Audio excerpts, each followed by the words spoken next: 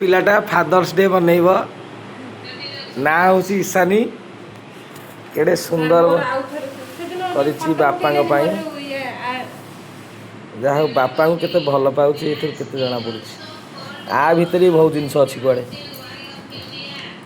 ଇରେ ବାପାରେ ବାପା, happy fathers day papa. ପ୍ରକୃତରେ ବାପ ଝିଅଙ୍କର କେତେ ଭଲ ସମ୍ପର୍କ।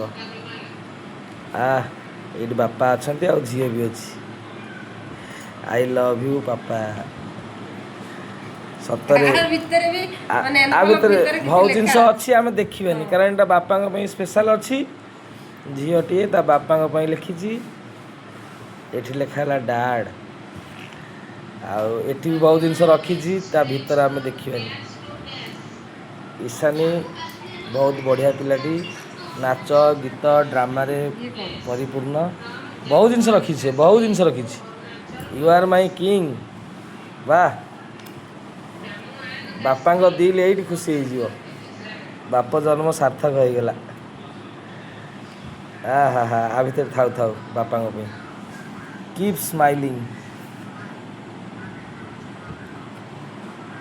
ସୁନା ଝିଅ, ଥ୍ୟାଙ୍କ ୟୁ।